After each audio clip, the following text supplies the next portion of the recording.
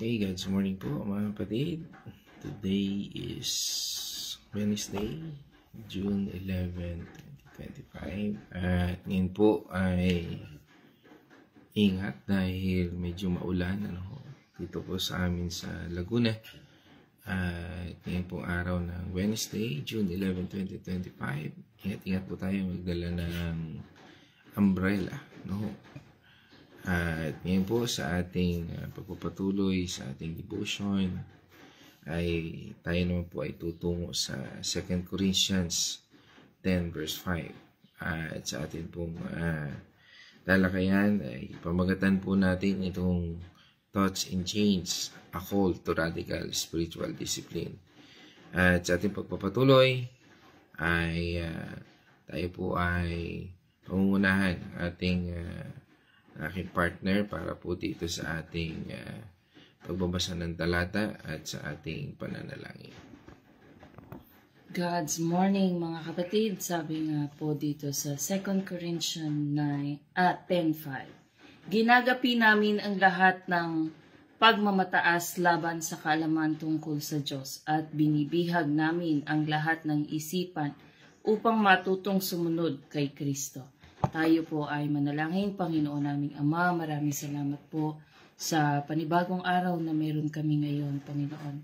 Maraming salamat po sa patnubay at gabay na ibibigay mo sa bawat isa sa amin, sa aming mga pupuntahan, sa aming mga trabaho, sa aming mga lalakaran, Panginoon. Maraming salamat po sa patuloy niyong paggabay sa bawat isa sa amin. Ganon din po, Panginoon, ang mga may sakit.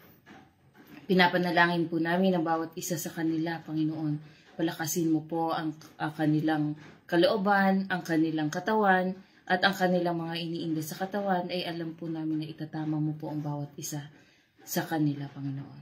Lalong-lalo na po kay Kuya Chris na nasa ospital pa rin po hanggang ngayon.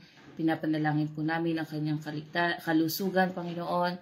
Magbumalik ang kanyang pangangatawan, maging maayos ang kanyang paghinga. Ganon din po ang pinansyal na pangangailangan ng pamilyang ito upang matustusan ang kagastusan sa ospital, Panginoon. Maraming salamat po at sa kaalaman na ipagkakaloob mo sa bawat isa sa amin, sa knowledge at wisdom na ibibigay mo sa bawat isa na upang matutunan namin at malaman namin ang iyong gustong sabihin para sa amin at malakaran namin ang iyong mga salita, Panginoon. Maraming salamat po, Panginoon, sa patuloy na paggabay sa bawat isa.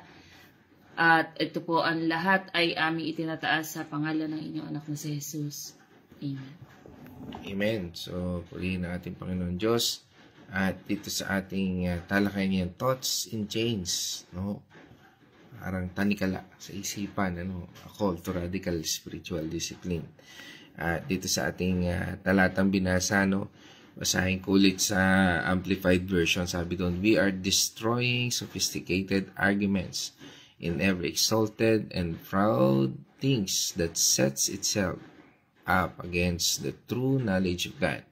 And we are taking every thought and purpose captive to the obedience of Christ. Doon sa ating binasang talatang yon ay pumapasok sa atin ang mga katanungan. Katanungang may control ba tayo sa ating mga isip? Kaya ba nating kontrolin ating isipan? O kaya naman ay kinokontrol ba tayo ng ating mga isip? Dalawang bagay na katanungan na sa atin ay maaari nating panimulan ang ating pagbubulay-bulay na ito.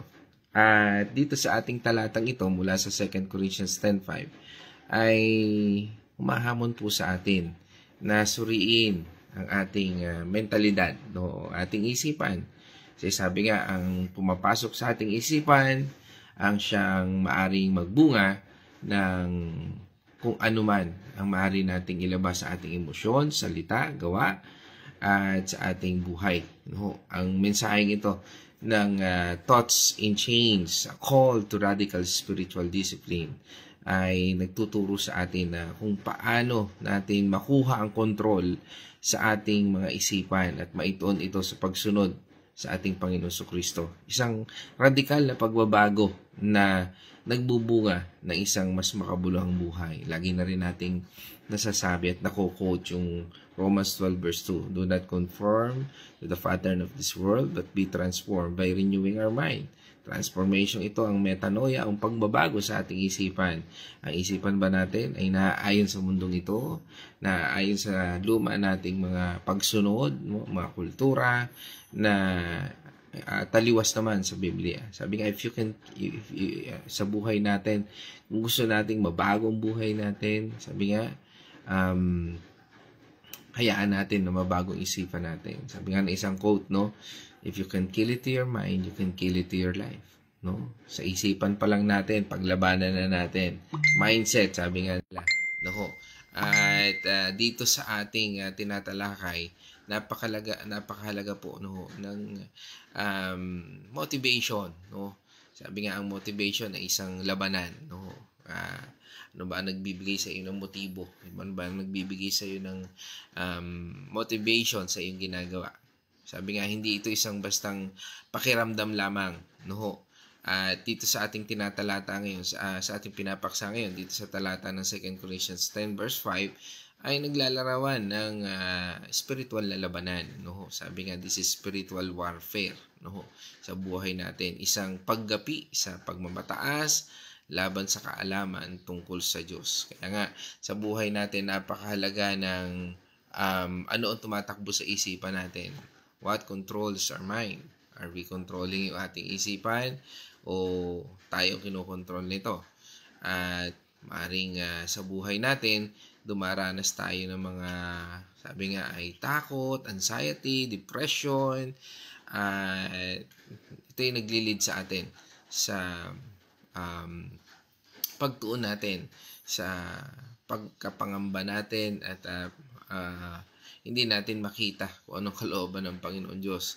At sabi nga, ito ay ang sabi nga ay ang pag-iisip na ang sarili nating paraan na kumisan ay mas tama kaysa sa ating Panginoon Diyos. Tandaan natin, kailangan natin ng ating Panginoon Diyos dahil ito ang gumagabay sa tamang buhay. Sabi nga, kung ating patuloy lamang pag-aaralan ang Biblia, ito ay magtutungo sa landas ng tamang pamumuhay natin sa ating sarili, sa ating pamilya, sa ating kapwa. At yan po ang tinutuon ng ating paksa ngayon. No? Itong ating pinapaksa ngayon. No? Mula dito sa 2 Corinthians 10 verse 5. Na nagbibigay sa atin ng kalakasan ito. Sabi nga sa atin ng Romans 12 verse 3. Dahil sa kagandahang loob ng Diyos sa akin, sinabi ko sa bawat isa sa inyo, huwag ninyong pahalagahan ang inyong sarili ng higit sa nararapat. Sa halip, pakaisipin ninyong mabuti ang tunay ninyong katayuan ayon sa sukat ng pananampalatayang ipinagkaloob ng Diyos sa bawat isa sa inyo. Sabi nga, ito ay nasusukat sa pananampalataya na ibinigay sa atin ng Panginoon. Kaya napakahalaga na makita natin, no? Ito yung sumunod na talata na na-quote natin kanina.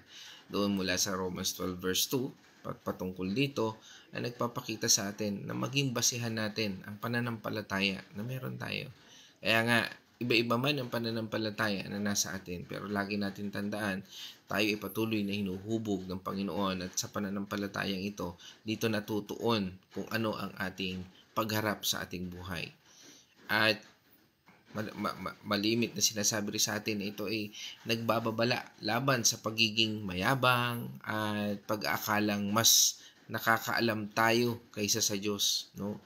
At ang pagmamataas, lagi po natin tandaan ay ang sinasabi dito ay ang pag-iisip na hindi natin kailangan ng patnubay ng Diyos.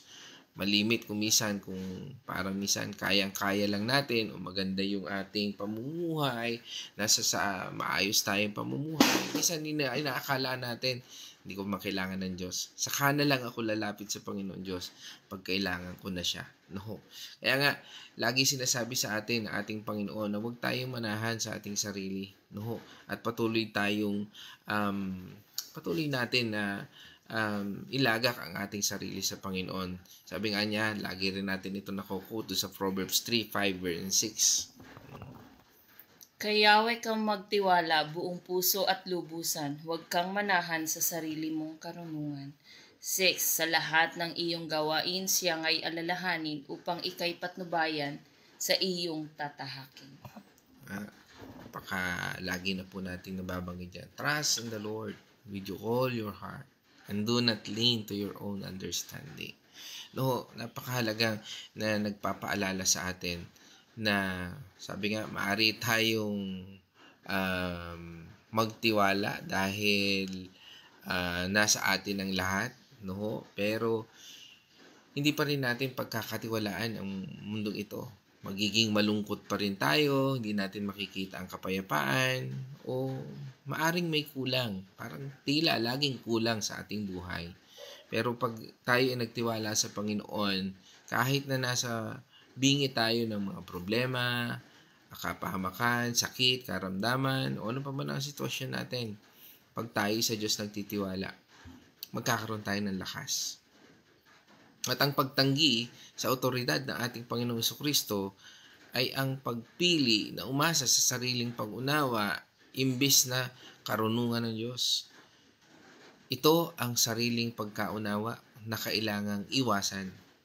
Kailangan po nating iwasan dahil sa, tandaan po natin, sabi nga ay mahirap lumagpak sa isang bagay na inaakala natin wala tayong kakampi. O parang feeling natin tayo ay nag-iisa.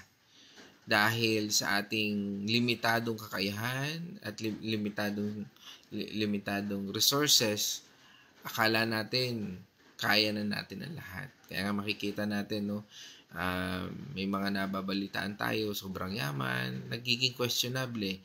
So, sobrang spiritual, nagiging questionable ang mga buhay nila. Bakit siya nagpakamatay? No?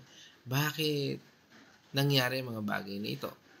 Nagiging question na isang bagay kung hindi natin nauunawaan, hindi natin kilala ang Diyos sa buhay natin. Natututo tayo na, sabi nga, questionin ang mga pangyayari sa buhay natin dahil sa kakulangan ng kaalaman patungkol sa ating Panginoon Diyos. At ang Isaiah 55 verse 8-9 ay nagpapatungkol din dito sa bahaging ito. 8. Ang sabi ni Yahweh, ang aking kaisipay hindi ninyo kaisipan, ang inyong paraan ay hindi ko kaparaanan. 9. Kung paano ang langit ay mas mataas kaysa lupa, ang aking kaparaanan ay higit kaysa sa inyong kaparaanan, at ang aking kaisipan ay hindi maabot ng inyong kaisipan. No. Okay, parang sinasabi, ito ang mundo, ito ang Diyos. No, lagi siyang mataas. At ito po ay nagpapakita ng malaking pagkakaiba sa pag-iisip ng tao at ng Diyos. Ang pag-aakala natin minsan na mas tama ang sarili nating paraan ay pagpapawalang bahala sa mas mataas na karunungan ng Diyos. At yan kung minsan why we fail, why we discourage, bakit po tayo nanlulupaypay, no? At yan ang kakulangan, yan ang isang bagay na dahilan sa buhay natin. No? Kailangan po natin ng tamang pananaw sa mga bagay na ating kinaharap. Kaya nga po, mahalaga na meron tayong relasyon sa ating Panginoon Diyos. Mahalaga na meron tayong paglalaan ng oras sa ating Panginoon Diyos. Mahalaga na involve ang Diyos sa ating buhay, sa ating isipan, sa ating ginagawa, at sa lahat ng ating sinasabi. Anumang oras sa ating buhay. Kaya nga sabi rin sa atin ng 1 Corinthians 1 verse 25. Sapagkat ang inaakala nilang kahangalan ng Diyos ay karunungang higit pa sa karunungan ng tao, at ang inaakala nilang kahinaan ng Diyos ay kalakasang higit pa kaysa kalakasan ng tao. Amen. Minsan, iniisip natin, bakit kaya ginawa ng Diyos ang ganito? Pwede namang mas maganda na lang yung ginawa niya sa buhay ko. Hindi niya na ako pinahihirapan. Hindi niya na ako binibigyan ng mga pagsubok. Pwede naman yung ganun eh. Di ba? Minsan, sa buhay natin, no? Naiisip natin yan, no? At ito ay nagbibigay ng, sinasabi nga doon sa talata, ito ay nagbibigay ng kahangalan bilang pag-iisip natin sa mga bagay na hindi natin nauunawaan. Lagi nating tatandaan, ang Diyos ay laging may purpose at layunin sa anumang bahagi at detalye ng buhay natin. Maging kung minsan hindi natin maintindihan, maging kung minsan masakit na tanggapin. Ang ating pananaw bilang tao ay limitado. At ang Diyos ay may mas malalim na pangunawa sa lahat ng bagay. Ang pagmamataas ay ang pagtanggi sa katotohanan ito. Kaya, mga kapatid, ang motibasyon ay nagsisimula sa pagkilala na ang ating pag-iisip ay kailangang ma-renew at ma-align sa kalooban ng Diyos. Sabi na nga rin natin kanina sa Romans 12 verse 2, "Do not conform to the pattern of this world, but be transformed by renewing your mind." Ito po ay nangangailangan o nagbibigay sa atin ng isang radical discipline, o yung radical spiritual discipline. O doon sa talatang sinabi, ang binibihag namin ang lahat ng isipan upang matutong sumunod kay Kristo. Pansinin po natin yung quote na yan ni Apostol Pablo, no? Yung maling kaisipan. Kaya nga makikita po natin dito bakit binibihag, no? Bakit kinakailangan? Dahil sa buhay natin, minsan nakatali tayo sa tradisyon na hindi naman pala tama, na hindi naman pala nakaugnay at hindi nakapagbibigay ng kaluguran sa ating Panginoon. Dahil sabi nga ng Panginoon, everything what we do it for the glory of God. Sabi sa atin ng Colossians 3. Ito po ay nangangahulugan ng aktibong pagdisiplina ng ating pag-iisip. At hindi magsisimula yan sa ating salita, hindi yan magsisimula sa ating mga gawa, kundi magsisimula po yan sa ating isipan. Ito po ay isang araw-araw na pakikibaka ng ating buhay. Minsan, di ba? Kasi natin, minsan in good mood ka, minsan hindi, minsan irritated ka, minsan may mga emosyon na sa buhay natin na nagpapakita, bakit kaya ganito? Bakit kaya gano'n? Nagiging isang question. Kahit minsan, kahit positibo ang iyong pakiramdam, masaya ka, you are energetic, you are in good mood, para nga sabihin natin na gano'n, ay nananatiling, ano kaya nagpapasaya sa kanya? Dalawang bagay na kung minsan ay nakikita natin, kasi minsan, mananampalataya kasi ng Panginoong Jesucristo yan. Kaya ganun, ito ba yung mananampalataya ni Kristo? Diba? Dalawang mga bagay na makikita natin sa ating buhay. Lalo na kung ikaw ay identified na mananampalataya na ating Panginoong Jesucristo. At dito sa ating buhay, dalawang bagay lamang ang nakikita. Mabuti at masama. At ito ang araw-araw na pakikibaka ng buhay natin bilang mananampalataya ni Kristo. Hindi sapat ang pag-attend lamang sa simbahan, At kailangan po natin ang ilang mga bagay. Una po, mag-aral po tayo ng salita ng Panginoon Diyos. Patuloy po natin pag-aralan ang salita ng Panginoon Diyos. Napaka-importante po na tayo ay patuloy na nag-aaral ng salita ng Panginoon Diyos para mapalitan ang mga maling kaisipan ng katotohanan. Maraming Kristiyano ngayon, they are quoting the Bible, but they are hate. Ibig sabihin, mararamdaman natin yung hate, yung pagmamalaki, pagmamayabang sa mga taong akala nila ay sila na ang batayan ng pananampalataya. Tandaan po natin, anuman ang kaya nating makamit sa mundong ito, without the presence of God, without the fruit and the gifts na yan ng ating Panginoon. Sabi nga, marami ang gift, wisdom, knowledge, na magagamit natin at makikita natin yan sa bunga ng Espiritu. Yan yung sinasabi natin sa Galatians 5:22-23. Kindness, gentleness, patience, forgiveness, lahat perseverance nandyan. Yan po ang bunga at na naaayon doon sa mga kaloob na tinanggap natin sa Panginoon. Kailangan natin ng mga kaloob na ito na matanggap natin upang, sabi nga, ay magbunga. At ang kaloob na ito na nagbibigay ng kapurihan sa ating Panginoon Diyos, siya rin nagbibigay sa atin ng kalakasan at nagbibigay sa atin ng direksyon at layunin na nagmumula sa ating Panginoon.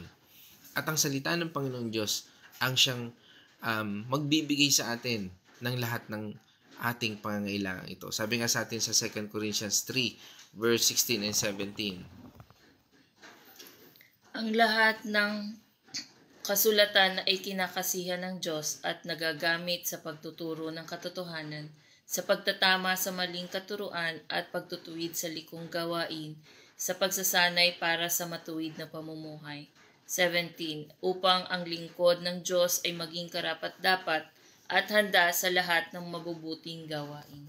Amen. Ang salita ng ating Panginoon Diyos ay kompleto.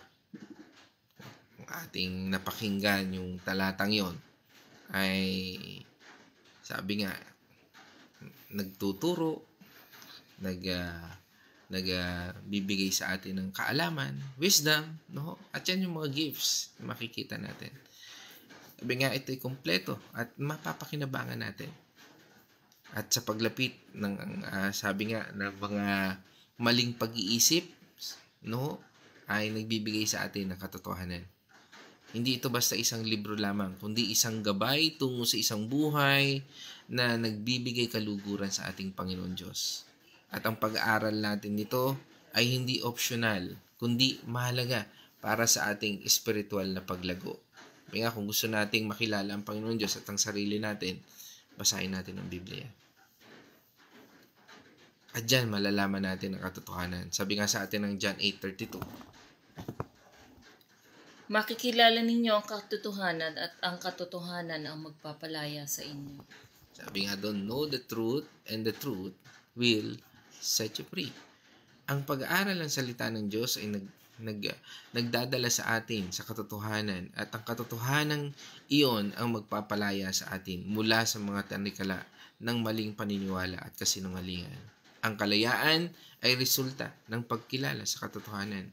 Minsan iniisip natin, nag-iipon tayo. Ipon tayo ng pera. Tapos may dumating na problema.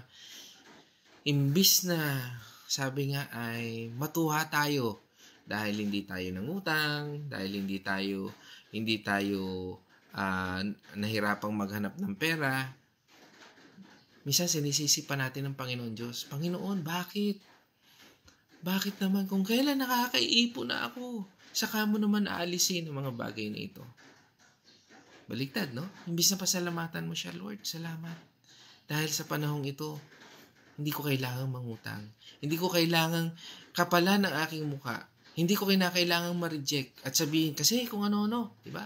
Pag lumapit tayo sa mga tao na nangangailangan kung ano-ano na sinasabi, hindi lahat ng tao makakaunawa sa atin sa paglapit natin. Kalimitan huhusgahan tayo. At minsan nalilimutan nating pasalamatan ng Diyos sa mga bagay na kung saan pinurubay niya lahat bago mangyari ito.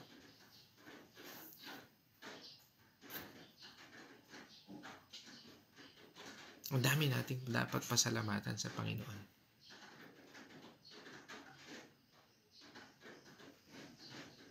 Dito, nagpapakita rin po sa atin na kailangan nating manalangin. Na kung minsan, sabi nga sa pananalangin, hindi lang lahat ng magandang bagay. Minsan, sabihin mo sa Panginoon Diyos kung anong laman ng puso mo. Lord, nagtatampo ako sa iyo. Lord, nangihina ako ngayon. Lord, hindi ko maintindihan ang aking sitwasyon. Dahil ang pananalangin ay nagbibigay sa atin ng gabay ng Espiritu Santo upang magkaroon tayo ng lakas ng loob sa paglaban sa anumang tukso, sa paglaban sa anumang kahinaan natin. Dahil sabi nga kanina, di ba nga, hindi ang isipan natin, di sa Isaiah 55 verse 8 and 9, ang isipan natin ay hindi ang kaisipan, hindi kaisipan ng Diyos. Ang kakayahan natin ay hindi kakayahan ng Diyos. Higit ang Diyos kaysa sa atin. Sabi nga ng isang quote, when you're in the midst of temptation, don't wait for strength to come to you.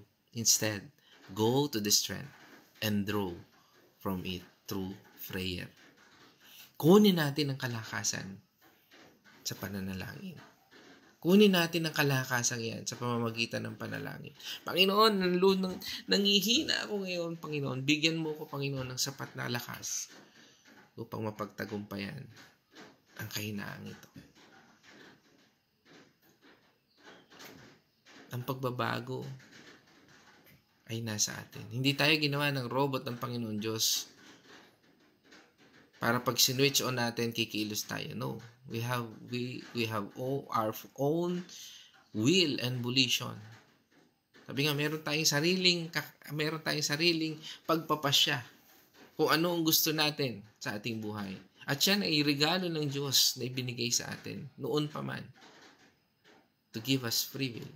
Pag hindi tayo maging robot, upang magkaroon tayo ng piliin natin ang kabutihan ng Diyos. Piliin natin ang katotohanan ng Diyos. Kaya sabi ng ating Panginoon Kristo doon sa yugto sa ating mga apostol doon sa Matthew 26:41, sabi niya doon, maghintay kayo at manalangin upang huwag kayong madaig ng tukso. Ang espiritu'y nakahanda, ngunit ang laman ay mahina. The spirit is willing, but the flesh is weak. Ito yung aral na kung saan nakita natin, no? Bagamat pinala ng Panginoon, tulog si Pedro. Tulog si Juan, no? Tulog si James. Minsan, sabihin na natin, no? Sa ating sariling lengguwahe. Minsan tayo natutulog sa pansitan pagdating sa ating Panginoon. Alive na alive tayo, minsan sa kalukuhan, sa mga bagay na hindi naman natin mapapakinabangan.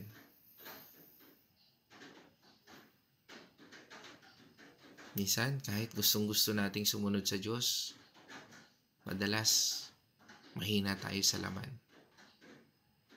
Pisikal na kahinaan o mga makasalanang hilig. Ang panalangin, ang sandata para sa upang gabayan tayo ng Espiritu Santo. Tandaan natin, nung tinanggap natin ating Panginoon sa Kristo, ang Espiritu Santo ay nananahanan sa atin. Kaya kapag tayo ay nananalangin, magbibigay siya sa atin ng kasagutan sa kanyang sariling pamamaraan. Sabi nga, kahit minsan hindi tayo marunong manalangin, alam ng Panginoon Diyos, ang bawat, sabi nga, yung groaning natin, yung ating, alam yan ng Panginoon Diyos. At ang Diyos ang siyang magbibigay ng lakas laban sa mga tukso. Kailangan lang natin lumapit, magtiwala at manampalataya sa ating Panginoon Diyos.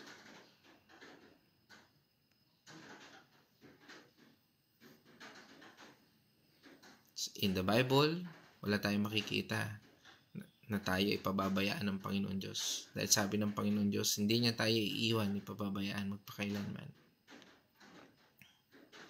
At ang hindi natin maiiwasan sa ating buhay na talata natin kahapon, ay ang kamatayan. Tanong, handa na ba tayo?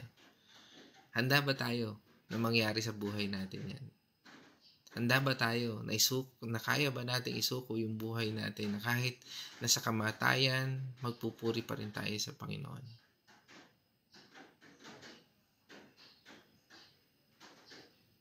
Na kahit sa kamatayan, hindi natin sisisihin ng Diyos. Dahil alam natin na mas may mabuti tayong kalalagyan sa ating Panginoon Diyos. Kahit sa sakit, kahit sa mga pagsubok na ating nararanasan ngayon. Handa ba natin siyang purihin?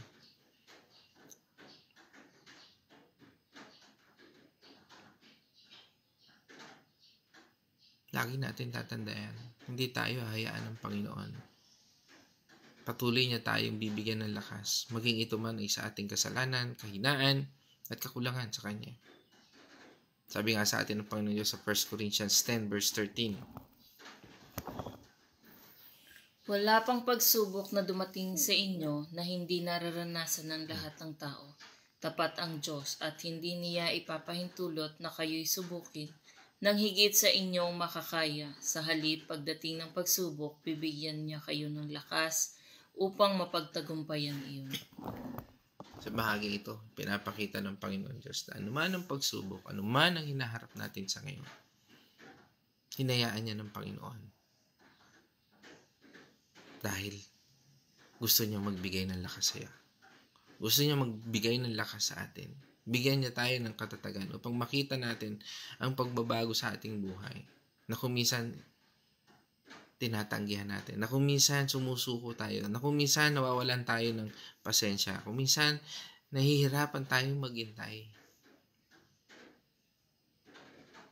Pero tandaan natin, ibinigay ng Panginoon Diyos upang hubugin tayo, baguhin tayo sa mga mali nating kaisipan at pananaw sa ating buhay. Ipinangako ng Diyos na hindi tayo hayaang malunod sa tukso. Pero kailangan nating manalangin para makita natin ang paraan ng pagtakas na ibibigay sa atin ng Panginoon Diyos. Kung paano niya tayo palalampasin sa mga sitwasyon na hindi natin gusto. Kung paano niya tayo itatakas sa mga panahon na tayo ay natatali sa sitwasyon na hindi natin gusto. Halimbawa, kapag may mga tuksong tayo ay kinakailangang magalit o maghusga, ang panalangin ang magpapaalala sa atin na humingi ng tulong sa banal na Espiritu. Kaya kung nahihirapan man tayo sa panalangin, huwag tayo mag-alala. Kailangan lang natin, ilapit natin yung ating sitwasyon sa Panginoon. Lord, alam na yan ng Panginoon Diyos. Minsan hindi mo alam yung salita, hindi mo alam kung paano mo sasabihin sa Panginoon. Nalalaman niya ng Panginoon. Importante, inilalapit mo yung puso mo, inilalapit mo yung isipan mo sa Kanya. At inihihingi mo ito ng kalakasan upang mapagtagumpayan. Sabi nga sa atin ng Romans 8 verse 26. Gayon din naman, tinutulungan tayo ng Espiritu sa ating kahinaan. Hindi tayo marunong manalangin ng wasto, kaya't ang Espiritu ang dumaraing para sa atin sa paraang di natin kayang sambitin. Yan ang role ng banal na Espiritu sa atin.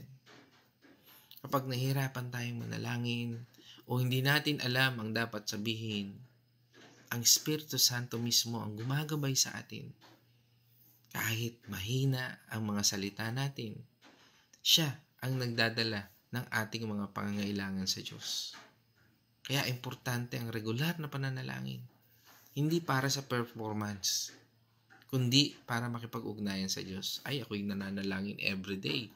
Ako'y may quiet time everyday. It's not a performance, mga kapatid. Tandaan natin, we are in the spiritual battle. At kailangan natin ang bawat lakas sa pakikidigmang ito.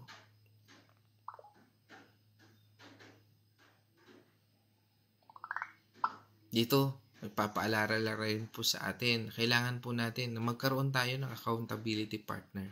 Sino ba ngayon ang accountability partner mo? No? Maaring asawa mo, maaring kaibigan mo, kasi iba-iba naman ang field mo no? Hindi mo naman makakasama ang asawa mo sa field na halimbawa sa trabaho mo, sa negosyo mo. No? Mahalaga na meron tayong mga accountability partner sa lahat ng area natin yan. At mahalaga na ang ating accountability partner dyan ay mananampalataya. Dahil kung hindi mananampalataya, anong mangyayari sa buhay mo? Sabi nga, tell me who your friends are and I will tell you who you are. Lagi nating nakukot ang bahaging yan.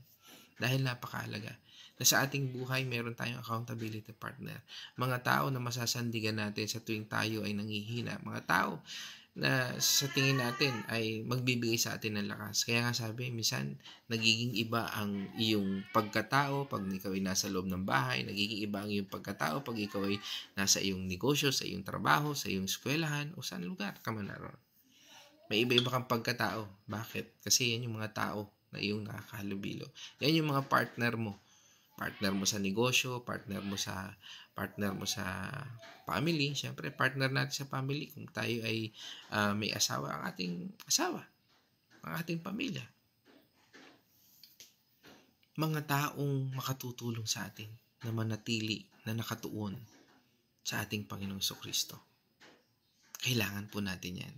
Sabi nga sa atin ng James 5 verse 16.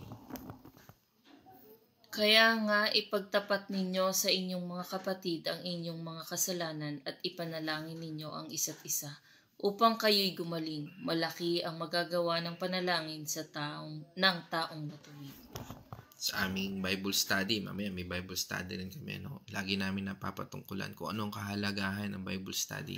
Isang venue na kung saan nailalahad natin ang ating mga hinanaing, nailalahad natin ang ating mga problema, nailalahad natin ang dapat nating maipanalangin. Ang accountability partner ay hindi lang tagapakinig, kundi tagapag-pray din na tutulong sa iyo na mag-heal at lumakad sa ating Panginoong Kristo. Minsan, kung hindi man sa mga Bible study, maaring mentor mo siya. Nakakausap mo siya sa tuwing ikaw ay nangihina, natatawagan mo siya. Sa tuwing ikaw ay may mga nais ipa-counsel o ano pa man, kakwentuhan. No? Yan mga accountability partner natin. At kailangan natin ng mga taong yan sa buhay natin kung gusto nating lumago sa ating pananampalataya. Sabi rin sa atin ang Galatians 6 verse 1 and 2. Mga kapatid, kung may makagawa ng kasalanan, kayong pinapatnubayan ng Espiritu ang matutuwid sa Kanya. Gawin ninyo iyon ng mahinahon at mag-ingat kayo, baka kayo naman ang matukso. 2. Magtulungan kayo sa pagdadala ng pasanin ng bawat isa. Sa ganong paraan, matutupad ninyo ang utos ni Kristo. Amen. Napakaganda, no? Kung ikaw ay may accountability partner, may taga-suway sa'yo. Oops, sandali, sobra na yan. Hindi tama yan. Dapat ganito. No? Kapatid, hindi yan makapagbibigay. No? Yun yung mga magbibigay sa atin ng tamang landas. Yun ang magpapaalala sa atin sa buhay na meron tayo. Ang accountability partner ay parang spiritual first responder. No? Siya yung sandali, mukhang may sablay dito. Mukhang hindi kaya mapahama ka dyan sa ginagawa mo. Okay? Sila yung mga spiritual first responder na naghahandang o handang tumulong sa atin kapag nadadala tayo ng tukso. Hindi sila nanghuhusga, kundi nagmamalasakit para ma-restore tayo sa tamang landas na ating tinatahak. At kailangan din po natin mag-ingat sa impormasyon na ating pumapasok sa ating buhay o kinukonsumo natin. Sabi nga, ang mga negatibo at makasariling impormasyon ay maaring maka-impluwensya sa ating pag-iisip.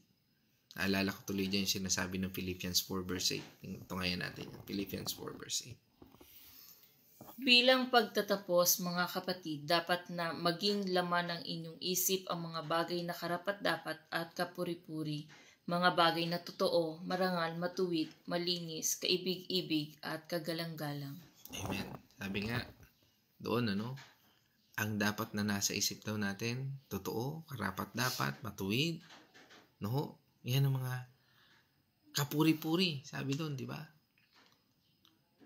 Dito, kung pupunuin po natin ating isipan ng mga bagay na totoo, marangal at mabuti, mas kaunti ang espasyo para sa negatibo at makasariling impormasyon. Ito ay isang aktibong pagpili na iwasan ang mga impormasyong nakakasira sa ating espiritual na kalusugan na lumalason sa ating puso, na nagpapabigat sa ating puso. At yun yung emosyon natin. Kaya nga emosyon natin, dapat nating tingnan kung ang emosyon ba natin ay bunga ng Espiritu Santo o bunga ng mga makasariling pagnanasa. Kaya nga yung puso, napakahalaga po. No? Yan yung soul, no? Na makikita natin. Sabi sa atin ng Proverbs 4 verse 23. Ang puso mo'y ingatang mabuti at alagaan pagkat iyan ang ang siyang bukal ng buhay mong tinataglay. Amen. Sabi nga, alagaan natin yung puso natin. Alagaan natin yung mga pumapasok sa puso natin. Alagaan natin yung mga emosyon na pumapasok sa puso natin. Maaring nadadala lang tayo ng emosyon kaya natin nagagawa pero hindi ito intentional na nagmumula sa banal na espiritu. Ang puso na sinasabi sa Biblia ay kumakatawan sa ating buong pagkatao. Kabilang na ang ating isipan at emosyon. Ang pag-iingat sa impormasyon ay isang paraan ng pag-iingat sa ating puso. Ang mga negatibong impormasyon ay maaaring magdulot ng negatibong emosyon at pag-iisip na makasisira sa ating relasyon sa Diyos at sa kapwa. Kaya nga minsan nakikita natin ikinukot yung salita ng Panginoon Diyos sa mga bagay na walang kabuluhan. At sinasabi sa atin ng Panginoon, huwag nating gamitin ang kanyang pangalan sa mga walang kabuluhang bagay. Diba? Kung minsan napakinggan natin, nagulat lang dahil sa mga bagay na nagulat lang siya. Halimbawa, ay ginulat lang bigla. Sabi, oh my God, ano ba yan? Dinadamay na natin ang ating Panginoon Diyos sa mga, nagiging expression na lang natin yung oh my God. Pero malinaw, sinasabi sa atin ng Panginoon, huwag natin gamitin ang kanyang pangalan sa mga walang kabuluhan. Gamitin natin ito para sa kanyang kapurihan. At ito po magbubunga ng pagsunod sa ating buhay na ito. At magbibigay sa atin ng motivation. Sabi nga, ang motivation natin sa aral natin ito ay hindi lang sa pagsunod, kundi para sa bunga ng pagsunod. Nalilito ba tayo? Sabi nga, hindi lang ito sa pagsunod, kundi bunga ng pagsunod. Kaya natin sinunod ng Panginoon Diyos because of dahil naranasan natin, nakita natin ang biyaya ng Diyos sa ating buhay. Kaya natin ito sinusunod. At ito ay nagpapalalim sa atin ng ating isipan sa ating Panginoon Kristo. At maaring magbunga ng mga bagay na ito. Kapayapaan, Kapayapaan dahil sa pag-alam na nasa tamang landas tayo. Kagalakan dahil sa pagiging malapit natin sa ating Panginoon Diyos. Layunin dahil nakikita natin ang plano ng Diyos sa ating buhay. At dito, matutunghayan natin ang kapangyarihan. Power upang manindigan para sa pananampalataya. At mabuhay ng buhay na may integridad. Mga kapatid, madaling salita, ang ating motibasyon bilang tagasunod ng ating Panginoong Kristo ay hindi nakabase sa emosyon o sa mga material na bagay. Ito ay nakabase sa isang aktibong pagsunod sa ating Panginoong Kristo na nagsimula sa pagbibigay ng kalakasan na nagmumula sa ating Panginoon Diyos. Ang kalakasan ay binibigay niya sa ating mga isipan. Ito isang patuloy na proseso ng radikal na spiritual discipline, isang paglaban para sa ating mga isipan, at isang pagtanggap sa katotohanan na ang tunay na kalayaan ay nasa pagsunod sa kalooban ng ating Panginoon Diyos. Mga kapatid, sa ating pagtatapos at sa huli, ang mensahe ng Thoughts and Chains ay simple. Ang radikal na disiplina ay ang susi sa isang mas malalim na pakikipag-ugnayan natin sa ating Panginoon Kristo. Gamitin po natin ang aral na ito mula sa 2 Corinthians 10:5 bilang gabay sa ating paglalakbay. Patuloy po tayong manalangin, mag-aral ng salita ng Panginoon Diyos at magtulungan upang mapanatili ang ating isipan na nakatuon sa ating Panginoon Diyos. Mabuhay tayo ng isang buhay na nagpapakita ng pagmamahal at pagsunod sa ating Panginoon Diyos. Purihin ang ating Panginoon Diyos, mga kapatid. At sa bahaging ito, nais ko namang ibigay ang oras na ito para sa aking partner. God's morning, mga kapatid. Dito po natutunan natin sa ating pinag-aralan na dapat nating bantayan ang bawat kaisipan. Ang ating kaisipan dapat ang ating iniisip ay sa ikaluluwalhati ng Panginoon. At hindi rin po natin dapat iniisip na mas nakakaangat tayo kaysa sa iba. Tayo po ay nasasakupan ng Panginoon, kaya dapat tayo ay sumunod sa Kanya. Hindi po ang Panginoon ang sinasakop natin. Parang gaya ng illustration kanina na nasa taas natin ang ating Panginoon, tayo ay nasa baba. Kaya dapat tayong pasakop sa Kanya. Minsan po kasi nangyayari, Panginoon, ito ang sundin mo. Yun yung mga panalangin nangyayari. Na utusan natin ang Panginoon na gawin natin ang mga bagay na hindi naman dapat. Ang gusto natin, minsan ang nangyayari sa panalangin natin, Panginoon, ito ang gusto ko, ito ang gusto ko. My will be done. Puro ito ang gusto ko, hindi mo naririnig ang Espiritu Santo na ang sinasabi ng Panginoon ay ito ang gusto ko para sa iyo kasi ito ang mas makakabuti para sa iyo. Minsan masyado tayong mapagmataas. Minsan lalo na kung tayo ay successful, tayo ay nasa rurok ng ating tagumpay, tayo feeling natin nasa atin na ang lahat. Kaya nadodominate natin o narerendahan natin yung mga nasasakupan natin. Ang gusto natin, tayo ang tinitingala, hindi ang Panginoon. Kung dapat po lagi nating isipin na ang Panginoon ang nagbigay ng lahat ng kung ano ang meron sa atin. At ang Panginoon din, kayang-kaya niyang bawiin sa atin kung ano man ang meron sa atin. Kaya hindi po dapat nating ipagmalaki. Wala po tayong dapat ipagmalaki kahit kanino, lalong-lalo na sa Panginoon. Hindi po natin dapat ipagmalaki na ginawa mo ang mga bagay na yun.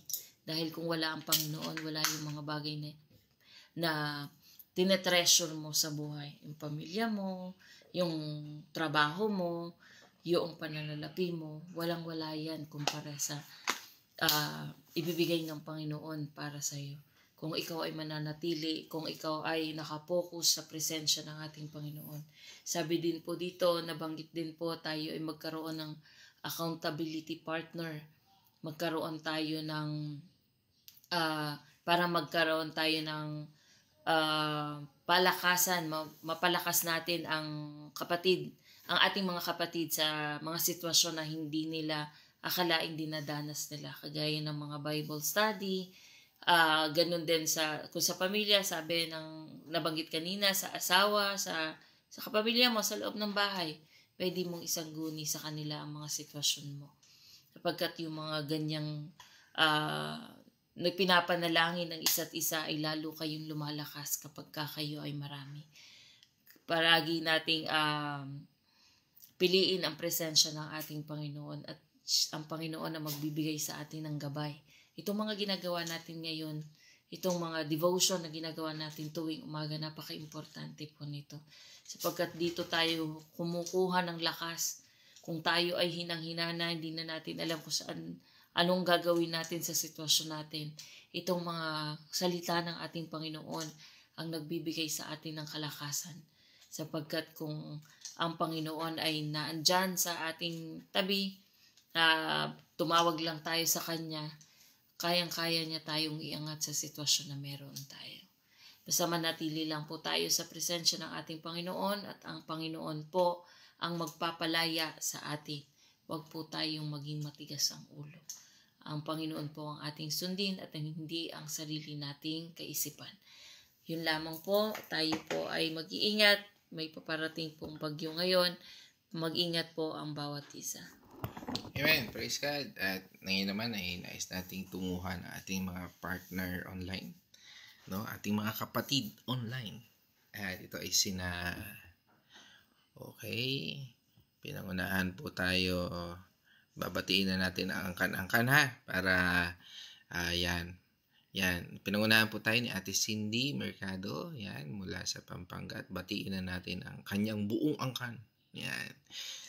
At sinundan din tayo ni Nay Winnie Patual mula dyan sa Villa Escudero. At batiin na rin natin ang buong angkan ni Nay Winnie, Dalangin, Silang, Patual, no? Yan, family, no? Yan. angkan pala, clan. Yan. At isang mapagpalang umaga rin sa ating lahat. God's morning din. At kasama rin natin si Nay Edna Arocena ng Liliw, Laguna. Yan. Batiin na rin natin ang buong angkaan ni Nanay Edna Arocena dyan sa Liliw. At ganoon din ang aking pinsan, si Ate Lilibet Chua, At batiin na natin ang Getgano Chua Clan. Yan. At kasama rin natin siyempre ang Kuya Chris at ang Ate Marta, Batiin na rin natin ang Artillaga Silang Clan. Yan. At siyempre kasama rin natin si Ate Nela Nonoso at batiin din rin natin ang kanang Nonoso, ang kanang Talavera. Yan. At siyempre kasama rin natin si Sister Grace, ang Biray family. Yan, batiin na rin natin ang buong angkan ng Biray, at Perez family. At siyempre ang aking kapatid, si Carson, Lester, ayan, ating kapatid ng JC Cares Aircon. Yan. Sama rin natin sa mapagpalang umaga sa iyo. At yan, kasama rin natin ang aking nanay na maganda. Yan, at batiin na rin natin ang buong angkan, ng aking nanay. Kasama siyempre ako doon, ang Getgano Mercado. Yan, God's morning. At yan, kasama rin natin si Ate Aleli Silang, batiin na rin natin ang buong angkan ni Ate Aleli. Yan, this morning. Yan, batiin din natin ang angkan ni Caroline Mercado, buong angkan niya. Yan, kasama rin ako dyan. Yan, good morning po. Yan, Nay Winnie. Yan, siyempre ang batiin din natin ang buong angkan ni Doktora Julia C. Yan, binabati natin ang buong angkan ni Doktora. At siyempre ang Kuya George Pios dyan sa Bacolod. Yan, at batiin na rin natin ang buong angkan ni Kuya George. Yan, sino pa ba? Yan. At yan, si Pastora Belma, kasama rin pala natin. At batiin na rin natin yung buong angkan ni Pastora Belma. Ayan, at syempre, kasama rin natin ang si Sister Alma Tatel at batiin na rin natin ang buong angkan. Yan. At syempre si Pastora Fe, at batiin natin din ang buong angkan ng Andal at Artillaga. Yan, purihin ang ating Panginoon Diyos. Diyan tayo nagtatapos mga kapatid. At sa itong ito ay pansamantala tayong sa ating pansamantalang paghiwa-hiwalay, tayo po ay manalangin. Let's all pray. O manaming Diyos na makapangyarihan, kami po Panginoon ay nagpapasalamat sa iyong kabutihan. At sa bahaging ito ng aming tinalakay mula sa 2 Corinthians 10:5 na pinamagatan naming Thoughts in Chains, a Call to Radical Spiritual Discipline. Panginoon, naniniwala kami Panginoon na sa aming isipan, sa aming buhay, ikaw ang Diyos na mabuti. Ikaw ang Diyos na maunawain. Ikaw ang Diyos na makapangyarihan. Ikaw ang Diyos na kasama namin. Salamat Panginoon sa lahat ng ito at patuloy na aming dinadalangin ang pasasalamat sa iyong patuloy na paggabay sa bawat isa at pagbibigay ng kalakasan lalo na sa may mga karamdaman Panginoon sa mga oras na ito. At kami po ay patuloy na naniniwala na ikaw ang Diyos na siyang magbibigay ng tunay na kagalingan at lakas. At dalangin po namin, Panginoon, na sa iyong kapangyarihan, bigyan mo kami, Panginoon, ng pagbabago ng isip, Panginoon, patungo sa iyong kapurihan at patungo sa iyong layunin at sa iyong direksyon.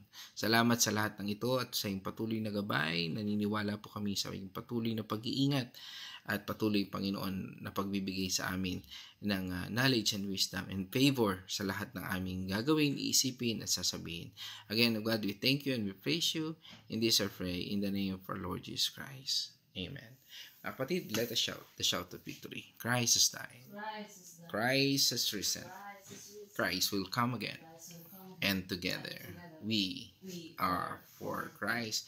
Again, God's morning everyone. At ngayon mga kapatid, kung nais po ninyong mag-join sa aming Bible study, kami po ngayon ay nasa chapter 3, no? Chapter 4 ng Thessalonians.